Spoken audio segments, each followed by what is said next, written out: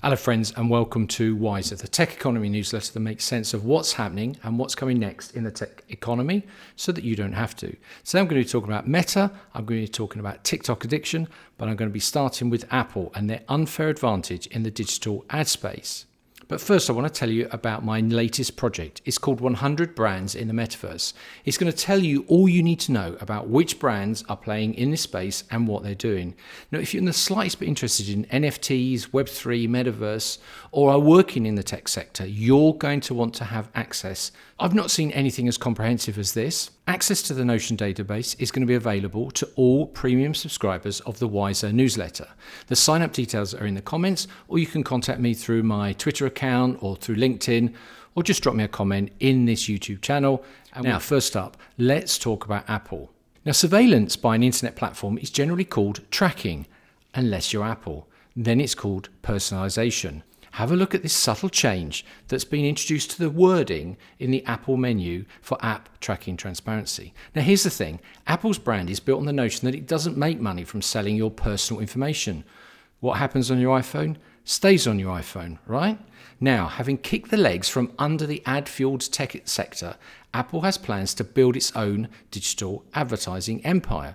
But this is nothing new. The origins of Apple's move into ads can be traced back when Tim Cook wrote a magnificent piece for Time magazine. It's talked about a lot, but it was really about the world of online advertising. The thing about the Tim Cook piece was that it was a great piece of strategic marketing, as well as creating clear blue water between Apple and the rest of big tech.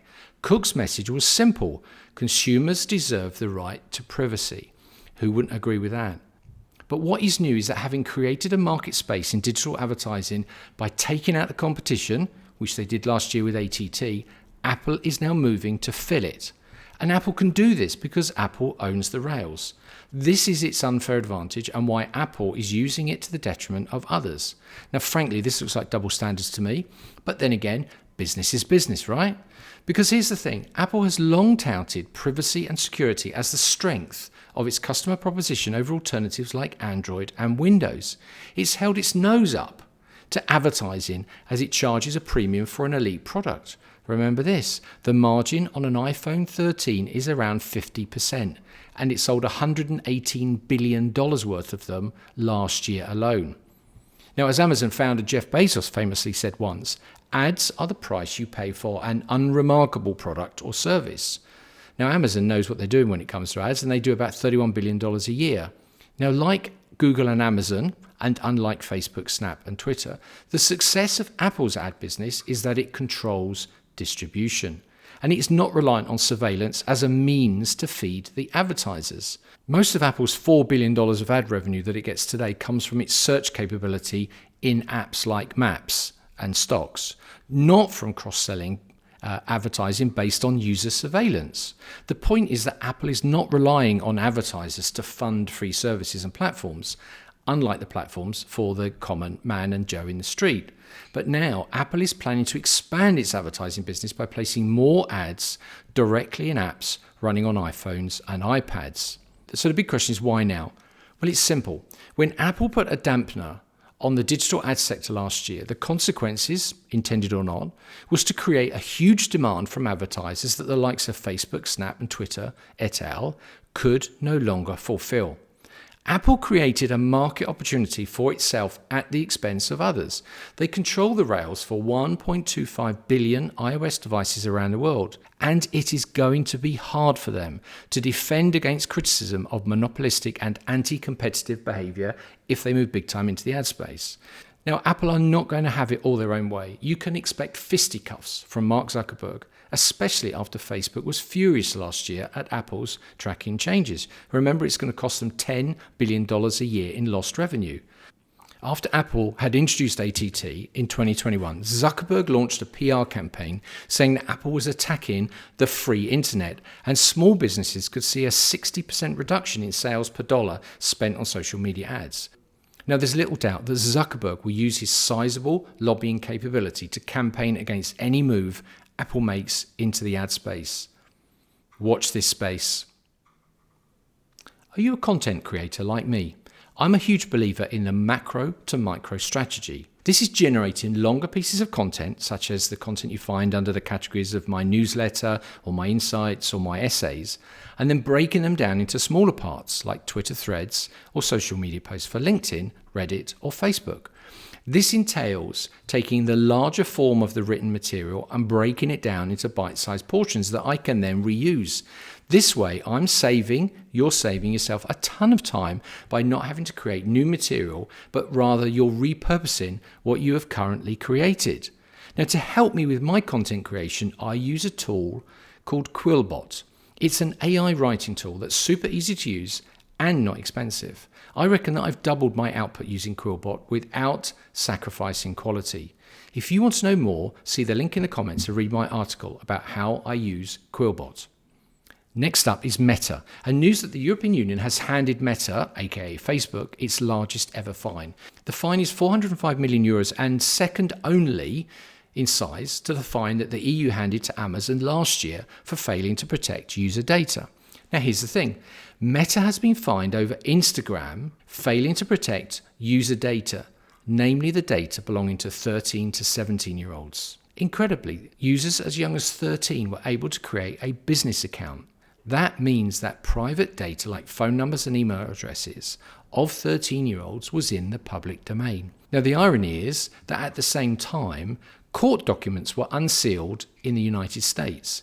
This was relating to the class action lawsuit against Facebook over the Cambridge Analytica scandal. The documents revealed that back in March, 2 Facebook engineers told the court that Facebook did not keep any record of where it kept its user data. Basically, Facebook has no idea where its user data is. Now, for a platform that's used by 2 billion people a day, that's just incredible and hardly surprising that they've been caught out by the Irish Data Protection Commissioner on behalf of the European Union and handed this massive fine. Now, before we get onto TikTok, let me plug my podcast, Big Tech, Little Tech.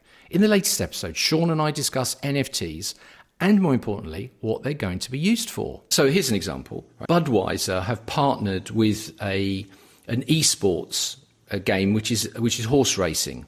In Zrun, each horse is an NFT. And you and I could it'd be more than just we bet on the horse. We might own the horse and we might breed the horse. And you get this whole like virtual world where people own horses, they have their studs, they mate with my horse, and I pay for the pedigree. And this is all kind of like traded around by using NFT technology, because this is the digital record that holds the kind of core pieces of information about, the horse. We also chatted about the NASA Artemis space program, the ExxonMobil climate change scandal in the new documentary called Black Gold, abusive behavior to footballers on Twitter, and we answered the very important question of apple pie or apple crumble. Now you can check out the podcast on all the best podcast platforms. Finally, TikTok. Regular Wiser followers know my view on TikTok. It's addictive, but it's also the most important and influential app of the moment. Remember, Netflix spends $17 billion a year making content, but TikTok spends virtually nothing, but beats Netflix hands down when it comes to time spent on the platform. In my latest column for premium subscribers, I went in search of the reasons why TikTok is so addictive, and I boiled it down to 3 things. TikTok knows exactly what you like and what to watch better than anyone, even your partner. Number 2, TikTok has removed all decision making. Open the app and away you go. No spending time deciding what to watch, no arguing about which is the best program to put on the platform. The app already knows what you want and it's given it to you. Third, TikTok applies random reinforcement to keep you addicted and online for longer than any other app. Now, if you've not heard of random reinforcement, it's the behavioral science behind slot machine addiction. Now, to read the whole piece, head over to the website or click the link in the comments below. You will need a premium subscription to read it, but all the sign-up details are in the article. Now, to finish, a few quick headlines.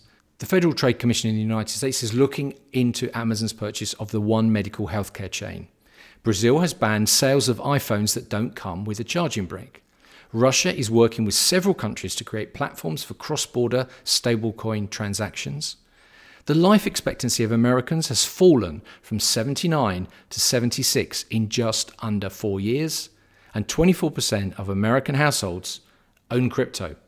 That's all for this week. If you've enjoyed this short video, hit the like button, head over to my website, sign up for my YouTube channel, sign up for my Twitter account, sign up for the podcast, sign up for everything. Just share it. That's all. And remember, insight and information gives you leverage. You have a good day.